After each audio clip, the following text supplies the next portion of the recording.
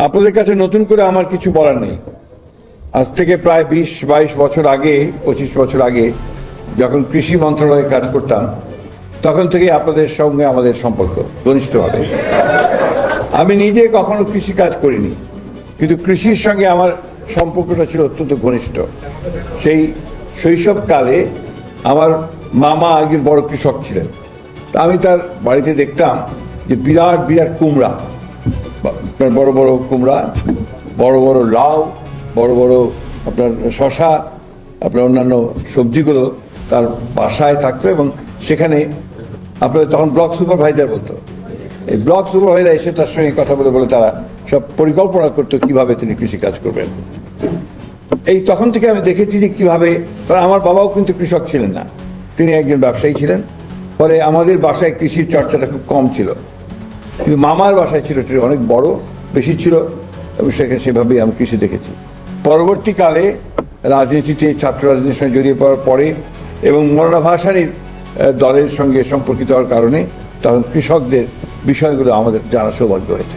আমি এই কথাগুলো বলছি এই জন্যে যে আপনাদের সঙ্গে আমাদের সম্পর্কটা কিন্তু আপনার একভাবে ঐতিহাসিক, আরেকভাবে হচ্ছে আপনার রাজনৈতিক, সেই জন্যই কথাটা বলছি। আমরা আপনার একসময় স্লোগান দিয়েছি, জাল যার জলা তার, অর্থাৎ যার জাল থাকবে সে হচ্ছে পানির আপনার ওই আপনার যে জলাশয় তার মালিক হবে তারা, লাঙ্গল যার জমি তার। তেভাগা আন্দোলনের সঙ্গে আপনার আমরা জেনেছি, এই সব মিলিয়ে একটা কৃষকদের আন্দোলনের সঙ্গে জড়িয়ে পড়েছি। পরবর্তীকালে আমি যখন আপনার প্রত্যক্ষ রাজনীতিতে নামলাম এবং প্রথম নির্বাচন, সদস্য নির্বাচনে, আমি যখন নির্বাচন করেছি 91 সাল, তা আমি মাঠের মধ্যে যাচ্ছি হেঁটে হেঁটে, তা আমি দেখি এক জায়গায় অনেক লোক বসে আছেন একটা গ্রামের মধ্যে, একটা স্কুলের মাঠের মধ্যে।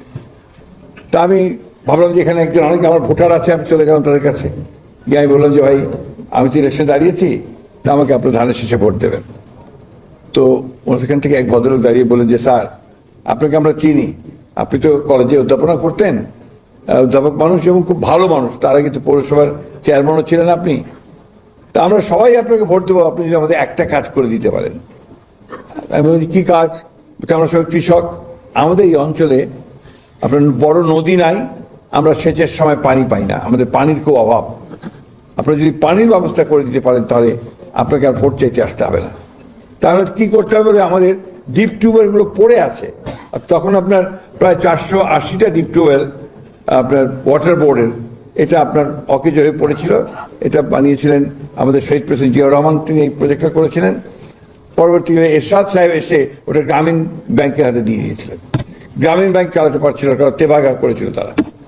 তো এটা যদি আপনি চালু করতে পারেন, আমরা যদি পানি পাই তাহলে আমরা অত্যন্ত উপকৃত হব।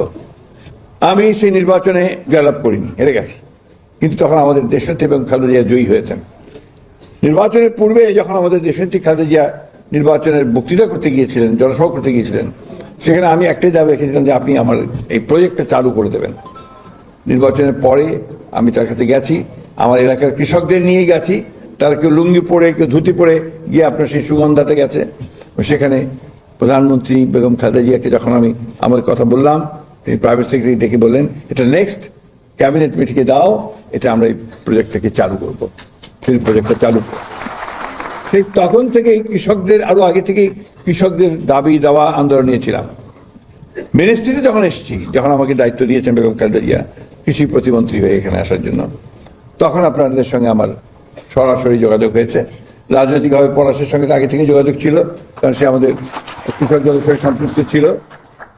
আমরা তখন আপনাদের সমস্যাগুলো জানতে পেরেছি, বুঝতে পেরেছি।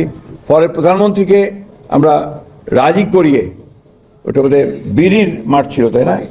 রাইস রিসার্চ বাড়ির একটা বিশাল মাঠ ছিল, সেই মাঠে একটা বিশাল প্যান্ডেল করে প্রায় 1020 আপনারা যারা কর্মরত ছিলেন ওই সময়, যারা আগে ছিলেন তারা সহ, আমাদের মন্ত্রী ছিলেন নিজামী সাহেব, সবাই মিলে, এবং তখন আপনার আইয়ুব কাদির ছিলেন সাহেব, সচিব সাহেব ছিলেন, অত্যন্ত ডায়নামিক একজন সচিব ছিলেন। তাকে সমস্যাগুলো বললেই বোঝাই তিনি বুঝতেন, এবং কখনো ওই তথাকথিত ব্যুরোক্রেটিকভাবে ধরে রাখতেন না, ছেড়ে দিতেন, কাজ করতে জানতেন। আমরা এই কাজটা করতে পেরেছিলাম, আপনাদের সম্মানটুকু আমরা দিতে পেরেছিলাম। আজকে যে দাবিগুলো আপনারা করছেন এই দাবিগুলো তো অনেক আগে আপনাদের হয়ে যাওয়ার কথা। ট্রান্সপোর্ট আপনাদের জন্য একটা খুব জরুরি আমি মনে করি। এটা আপনাদের একটা মোটরসাইকেল দেওয়া খুব বড় কথা না, তাই না? আপনার 30 লক্ষ টাকা আপনার লোন দেওয়া হয় ডেপুটি সেক্রেটারিদেরকে গাড়ি কেনার জন্য, আর যারা আপনার মাঠে ফসল ফলান, খাদ্য নিরাপত্তা নিশ্চিত করেন, তাদের একটা মোটরসাইকেল হবে না, এটা আমি বিশ্বাস করি না। আমি মনে করি যে আপনাদেরকে ট্রান্সপোর্ট দিতে হবে। আমি মনে করি যে আপনাদের যে সমস্ত কাজের সুবিধাগুলো সেগুলো দিতে হবে, এবং জেলার বাইরে ট্রান্সফার করা যাবে না, নিশ্চিত করতে হবে। আমার ছাত্র হেলাল এখানে বসে আছে, বেলাল না ডক্টর, এই কি বাজে কথা বলছে, ইজ এ গ্রান্ডেড প্রফেসর। আপনি এইসব কথা বলেন কেন? আপনাকে বুঝতে হবে যে উনি একজন সম্মানিত ব্যক্তি। তো আমি ওনার সঙ্গে এই জায়গায় একটু ডিফার করি এই জন্যে যে ওনারা একে তো অল্প বেতন তো বেশি না, তারপর যে আপনি বাইরে ট্রান্সফার করে দেন, তাহলে তার পক্ষে বাড়ির চিন্তা, ছেলে মেয়েদের চিন্তা করবেন না, কাজ করবেন। এটা আরেকটা ঘটনা আছে আপনার প্রাইমারি স্কুলের টিচার হেডমাস্টারদেরকে বদলি করে দেয়, এবং তার বদলি ঠিক করতে তাকে ঢাকায় আসতে হয়। অদ্ভুত ব্যাপার। এই যে একটা ব্যুরোক্রেটিক সমস্ত ঘটনা তৈরি করা হয়েছে গত 15-16 বছরে, এগুলো বাংলাদেশের মূল জায়গাটাকে আপনার বিনষ্ট করে দিয়ে থাকে। আমরা এগুলো পরিবর্তন করতে চাই, আমরা এই জায়গাগুলো আনতে চাই, আমরা কাজের পরিবেশটাকে সুস্থ করে গড়ে তুলতে চাই। আমাদের নেতা তারেক রহমান সাহেব, তিনি কাজে হাত দিয়েছেন। আপনি ইতিমধ্যে শুনেছেন জাহিদ ভাইয়ের কাছে যে কাজগুলো তিনি হাত দিয়েছেন সেগুলো একটা বেসিক কাজ। এই যে ফ্যামিলি কার্ড, কৃষক কার্ড, খাল খনন কর্মসূচি, আপনার বৃক্ষরোপণ, আমাদের এই যে মসজিদে মন্দিরে যারা আপনার পুরোহিত আছেন, ইমাম আছেন, তাদেরকে ভাতা প্রদান করা, খেলোয়াড়দেরকে যারা খেলাধুলা করে তাদেরকে ভাতা দেওয়া, তাদেরকে আপনার যারা দুস্থ খেলোয়াড় তাদেরকে ভাতা দেওয়া, এগুলো যুগান্তকারী পদক্ষেপ তিনি নিয়েছেন। আমি প্রস্তাব করবো ভাবছি, আমার সঙ্গে জাহিদ ভাই নিশ্চয় একমত থাকবেন, যে আগে শ্রেষ্ঠ কৃষকদের একটা জাতীয় পুরস্কার দেওয়া হতো, সেটা আবার চালু করার কথা আমি বলবো। একই সঙ্গে শ্রেষ্ঠ সহকারী কৃষিবিদ, উপসহকারী কৃষি তাদেরকেও পুরস্কার দেওয়ার ব্যবস্থা করতে হবে, কৃষিবিদদের পুরস্কার দেওয়ার ব্যবস্থা করতে হবে। আমি খুব আনন্দিত হয়েছি, এইবার স্বাধীনতা পুরস্কার পেয়েছেন আমাদের কৃষি বিজ্ঞানী, এবং আনন্দের কথা তিনি আমার জেলার এবার তিনি স্বাধীনতা পদক পেয়েছেন, হাইয়েস্ট অ্যাওয়ার্ড। এই যে আমি দিলে হয় কি আমি উৎসাহ বাড়বে, মানুষদের কাজ করতে আগ্রহী হবে অনেক বেশি। আমরা এই প্রস্তাবগুলো আনবো, ইনশাআল্লাহ আমার মনে হয় আমরা সফল হব। আমরা মনে করি যে, আমি সবসময় যেটা মনে করি যে বাংলাদেশের সবচেয়ে পজিটিভ সেক্টর কোনটা? কৃষি। এবং কৃষিতে যে সাফল্য এনেছে এটা আর কোনো সেক্টরে আসে নাই। কেন বলি আপনাদেরকে, আমরা যখন স্বাধীনতা যুদ্ধ করলাম, আমি তো তখন আমরা যুবক, 1972 সালে, তখন আমাদের খাদ্য ঘাটতির পরিমাণ ছিল প্রায় 28 লক্ষ মেট্রিক টন। তখন জনসংখ্যা ছিল 7.5 কোটি, আর এখন জনসংখ্যা হচ্ছে প্রায় 20 কোটি। খাদ্য ঘাটতি নাই বললেই চলে।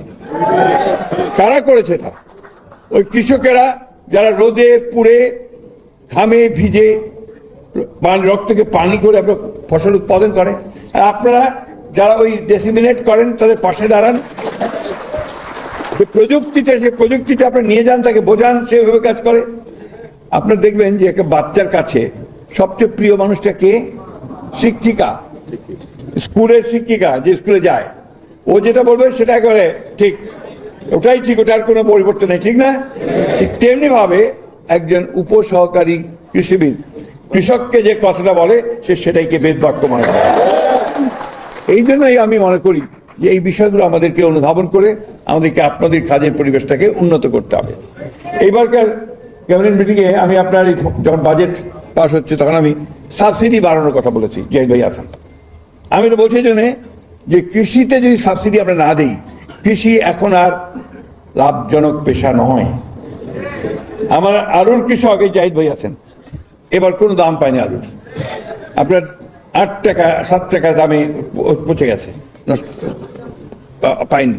ধানের দাম এখন কমছে, কৃষক আতঙ্কিত হয়ে উঠেছে। কিছু যদি সে লাভ না করে তাহলে তো সে আর উৎপাদন করবে না, সে চলে যাচ্ছে ঠেলা গাড়ি চালাচ্ছে, ফ্যান গাড়ি চালাচ্ছে। বেশিরভাগ কৃষক দেখবেন তারা এইসবে চলে গেছে, কারণ এটা লাভজনক না। অন্যদিকে আপনি যখন ধান কাটতে হবে তখন কিন্তু আপনি শ্রমিক পাচ্ছেন না, পাচ্ছেন, এটা বড় সমস্যা। তো এই বিষয়গুলো কিন্তু আমাদেরকে দেখতে হবে, বুঝতে হবে, এই সমস্যাগুলোর সমাধান করতে হবে। আমাদের কৃষকদের কতগুলো ভ্রান্ত ধারণা আছে যে যত বেশি সার দেব তত বোধহয় বেশি উৎপাদন হবে। এটা ভুল ধারণা। এটা কিন্তু আপনাদের একটা দায়িত্ব আছে এখানে, এই ধারণাটা ভাঙাতে হবে, তাদেরকে বলতে হবে যে এটা সঠিক নয়, মাটি নষ্ট হচ্ছে, আপনার ফসলেরও ক্ষতি হবে। এটা কিন্তু আমাদের দায়িত্ব বলে আমি মনে করি। এটা একটা ভয়ঙ্কর অবস্থায় চলে যাচ্ছে। দ্বিতীয়ত হচ্ছে যে আমরা আপনার কৃষি জমি নষ্ট করছি অনেক। আপনার যেটা একটা আমাদের একটা ধারণা ছিল যে আগে একটা ক্লাস্টার ভিলেজ কনসেপ্ট ছিল একটা, যে এক জায়গায় সব বাড়িঘরগুলো নিয়ে আসার চেষ্টা করা। আমরা কিন্তু ওখান থেকে সরে গেছি। এটা চীনে খুব সফলতা লাভ করেছে, তারা ক্লাস্টার ভিলেজ করেছে, অর্থাৎ বাড়িঘরগুলোকে সব এক জায়গায়, তাতে কি সুবিধা হয়, বিদ্যুৎ সরবরাহ, পানি সরবরাহ সব এক জায়গায় আনা যায়, অন্যদিকে রাস্তাঘাটগুলো ভালো করে করা যায়। এখন কি হচ্ছে, আপনার ধানের জমির মধ্যে আপনার একটা বাড়ি হচ্ছে, এইভাবে চলছে। কিছুক্ষণ আগে আমাদের জাহিদ ভাই বলছিলেন যে আপনার যে বিদ্যুৎ পড়ে মারা যায়, ঠিক না, বজ্রপাতে। তো এখানে আপনার তাল গাছ লাগালে কিন্তু